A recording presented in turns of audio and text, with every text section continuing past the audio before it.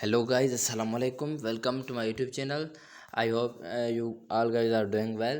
सबसे पहले तो मेरे चैनल में आप सबको खुशामदीद। तो आज का हमारा टॉपिक है सेंटेंस स्ट्रक्चर। आज हम पढ़ेंगे सेंटेंस स्ट्रक्चर के बारे में।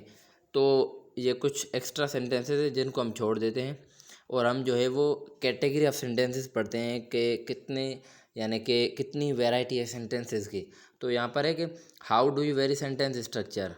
तो यहाँ पर जो लिखा हुआ है उसे आप छोड़ें और उनके टाइप देखें कि इसके टाइप कितने हैं। तो फर्स्ट है सिंपल सेंटेंस, दूसरा कंपाउंड सेंटेंस, तीसरा कॉम्प्लेक्स सेंटेंस और चौथा है compound versus compound and complex sentence. ठीक है, तो think of a complete sentence like this. ठीक है, तो यहाँ पर सेंटेंस है कि most of the time our ideas include more details, we add extra words to the wheels. ठीक है, The neighborhood children play basketball at the community center. Students in the biology lab studied cells under an electron microscope. ये कुछ sentences थे। अभी जाते हैं इनकी analysis करते हैं कि कौन सा सिंपल और कंपाउंड और कॉम्प्लेक्स, और यहाँ दोनों कंपाउंड कॉम्प्लेक्स है। ठीक है, तो सबसे पहले simple sentence. The simple sentence has one independent class means one subject and a verb. यानी कि जो सिंपल सेंटेंस होता है उसे एक इंडिपेंडेंट क्लास होता है, यानी कि एक सब्जेक्ट और एक वर्ब होता है। जैसे कि सेंटेंस है कि I live in San Francisco. मतलब यहाँ पे हम देखेंगे तो ये सिंपल सेंटेंस का एक एग्जांपल है जहाँ पर एक सब्जेक्ट और एक वर्ब है। सब्जेक्ट कौन सा है? आई है। आप खुद देख सकते हैं यहाँ पे मैंने जो है उनको डिनोट किया है, मेंशन किया है, उनको सर्किल इनके ऊपर है। और उसके बाद है लाइव। लाइव जो है वो या लिव जो है वो वर्ब है। ठीक है, अब चलते हैं। तो ये क्या है? ये एग्जांपल है सिंपल सेंटेंस का, याद रख लें। सिंपल सेंटेंस ऐसा सेंटेंस है जिसमें वन इंडिपेंडेंट क्लास हो। ठीक है, अब चलते हैं कंपाउंड सेंटेंस पर। Compound sentence, a compound sentence contain two independent clauses that are joined together.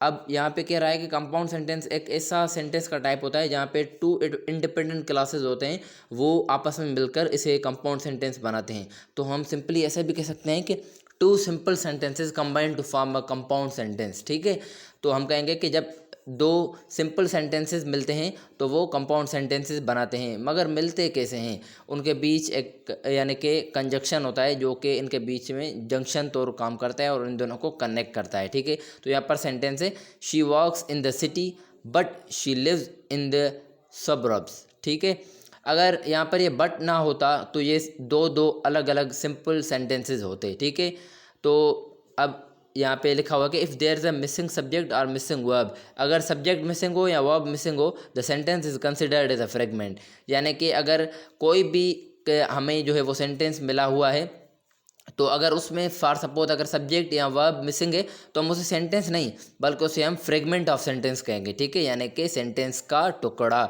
तो यहाँ पर कुछ एग्जांपल्स हैं। वेंट टू द स्टोर, यहाँ पे क्या मिसिंग है?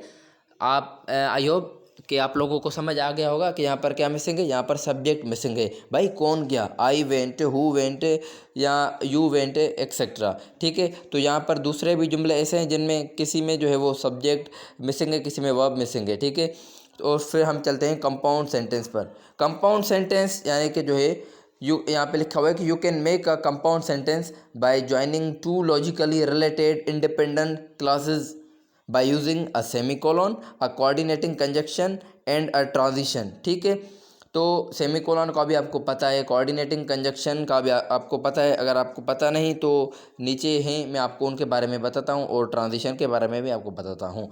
यहाँ पर फर्स्ट है using a semicolon how can we make a compound sentence. ठीक है, तो यहाँ पे है इंडिपेंडेंट क्लास और दूसरा यहाँ पे बीच में एक साइन है और फिर लिखा हुआ है इंडिपेंडेंट क्लास। अब ये जो साइन है इस साइन को हम कहते हैं सेमी कोलन। यहाँ पे यानी कि एक इंडिपेंडेंट क्लास और दूसरा इंडिपेंडेंट क्लास कनेक्टेड है आपस में with the help of semi colon, तो इस टाइप ऑफ सेंटेंस को हम कहेंगे कंपाउंड सेंटेंस। ठीक है, यहाँ पे जैसे कि लिखा हुआ है कि I love living in the city, there are so many things to do. ऐसे हम जो है वर्बली कह रहे हैं, ओरली कह रहे हैं, तो हमें पता नहीं चलेगा कि हमने ये कंपाउंड सेंटेंस कहाँ या कॉम्प्लेक्स सेंटेंस कहाँ या सिंपल कहाँ। बट ये सेमी कोलॉन यानी कि पंक्चुएशन का कमाल है जिसकी वजह से हमें पता चल रहा है, जब हम राइट करते हैं तो पता चलता है कि ये सेंटेंस का कौन सा टाइप है। तो ये सेंटेंस का जो है एक यानी कि कंपाउंड सेंटेंस का टाइप है। तो हम ऐसे भी कह सकते हैं कि जो काम कंजक्शन करते हैं ना, वही काम ये सेमी कोलॉन भी करती है। ये आपस में दो इंडिपेंडेंट क्लासेस यानी कि दो सिंपल सेंटेंसेस को कनेक्ट करती है। फिर आता है कि यूजिंग अ कोऑर्डिनेटिंग कंजक्शन।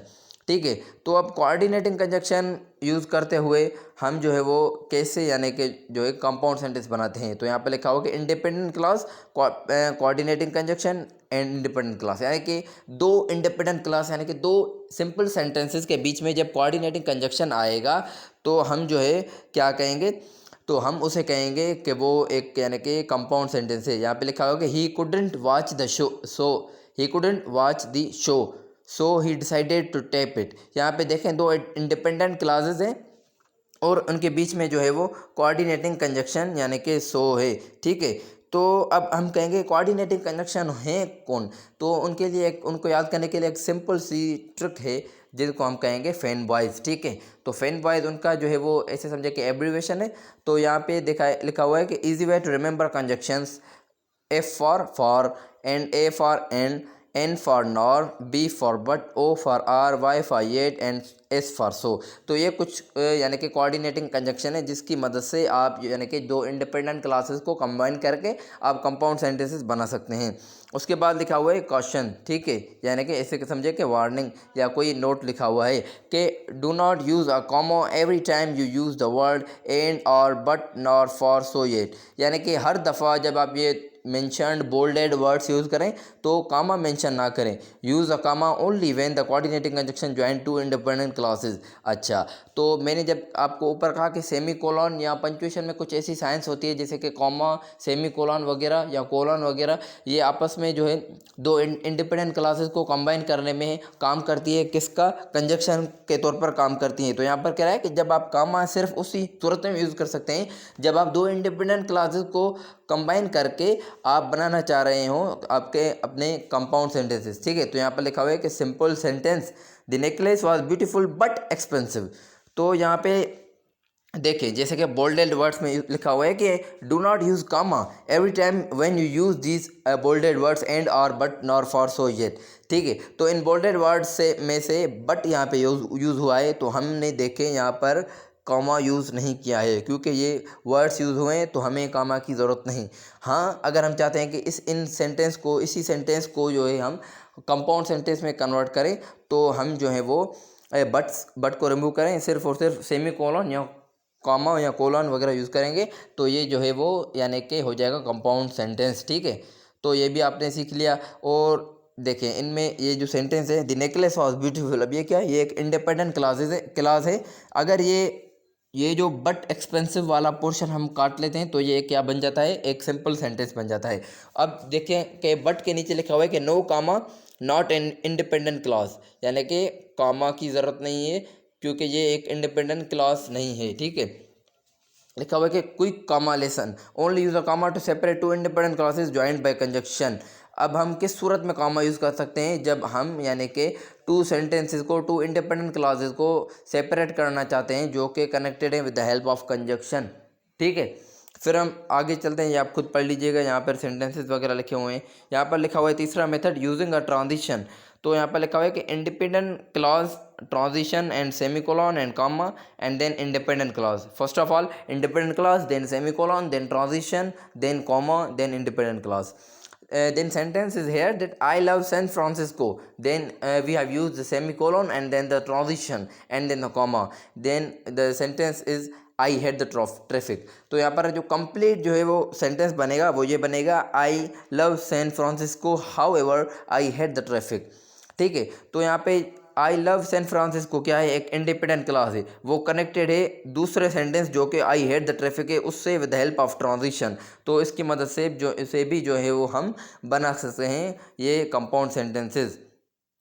ठीक है, तो यहाँ पर कुछ ये जो लिखा हुआ है एग्जाम्पल वगैरह है जो ये आप खुद देख लीजिएगा। ठीक है, आप चलते हैं कॉम्प्लेक्स सेंटेंसेस पर। Complex sentence contain at least one independent class and one dependent class. ठीक है, कॉम्प्लेक्स सेंटेंस हम उसको कहते हैं जिसमें कम अज़ कम एक इंडिपेंडेंट क्लास और एक डिपेंडेंट क्लास हो।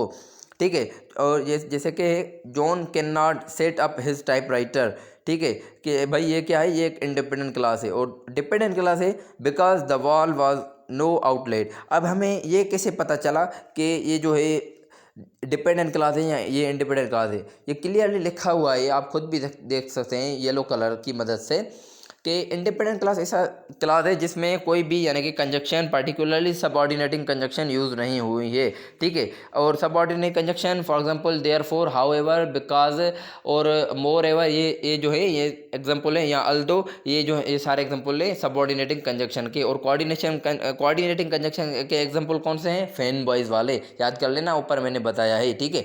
तो ये जो पहला वाला सेंटेंस है, John can not set up his typewriter, John अपना जो टाइपराइटर है उसको सेट नहीं कर सकता, ठीक है। तो ये जो है इंडिपेंडेंट क्लास है, इसमें कोई कंडीशन नहीं बताता कि इफ़ या बिकॉज वगैरह, ये जो है नहीं, ठीक है। ये बस एक सिंपल बयानिया जुमला है, एक नैरेटिव सेंटेंस है, इसमें जो है वो, तो हम इसको कहेंगे एक इंडिपेंडेंट क्लास है ये, ठीक है। और फिर है डिपेंडेंट क्लास, तो यहाँ पे लिखा हुआ है because the wall has no outlet. तो देखें एक सबऑर्डिनेटिंग कंजक्शन यूज़ हुआ, यानी कि ये एक डिपेंडेंट क्लास है, डिपेंडेंट सेंटेंस है, ठीक है। उसके बाद चलते हैं कि क्विक ओवरव्यू ऑफ क्लासेस, तो ये आप खुद जो है वो देख लीजिएगा, ये कुछ क्लासेस के एग्जांपल वगैरह हैं लिखे हुए। और फिर है कि एग्जांपल ऑफ कॉम्प्लेक्स सेंटेंस। अब हम दूसरे एग्जांपल पे चलते हैं कॉम्प्लेक्स सेंटेंस के। तो यहाँ पे जो है सेम डेफिनेशन लिखी हुई है, बस मैं आपको सेंटेंस बताता हूँ। दूसरा सबऑर्डिनेटिंग कंजक्शन है जो कि अनटिल है, ठीक है। तो इसमें पहला इंडिपेंडेंट क्लास वाला सेंटेंस है, she will go to the school in the city. अब ये कैसे हमें पता चला कि एक इंडिपेंडेंट क्लास है with the help of no usages of subordinating conjunction, ठीक है।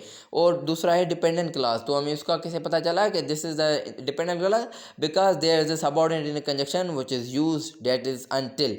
यहाँ पे लिखा हुआ है कि until she finds a job, यानी कि she will go to the school in the city, वो शहर जाती रहेगी, वो स्कूल जाती रहेगी जो कि शहर में है, जब तक वो कोई जॉब नहीं ढूंढ लेती, ठीक है। तो ये है एक डिपेंडेंट क्लास, और ऊपर वाला सेंटेंस था इंडिपेंडेंट क्लास। ये डिपेंडेंट क्यों है मैंने आपको बताया पहले एग्जांपल में भी, क्योंकि इसके हाँ यूज़ हुआ है सबऑर्डिनेटिंग कंजक्शन। आई होप कि आपको ये समझ आ गया होगा। आगे भी इसके एग्जांपल्स हैं और फर्दर एक्सप्लेनेशन है, ठीक है। तो अगर आपको ये समझ आ गया हो तो प्लीज़ मेरे चैनल को सब्सक्राइब कीजिएगा, अपने फ्रेंड्स के साथ शेयर कीजिए। और सबसे पहले अगर आपने जो है वो कमेंट और लाइक और शेयर नहीं किया तो प्लीज़ वो भी करते जाइएगा। और उसके साथ साथ अगर आपको ये पीडीएफ के फॉर्म में चाहिए तो वो भी मेरे पास अवेलेबल है। मैंने डिस्क्रिप्शन में नीचे जो है वो अपना व्हाट्सएप नंबर दिया हुआ है, आप उस पर जो है वो कॉन्टेक्ट करके ले सकते हैं free of cost. Thank you my all viewers.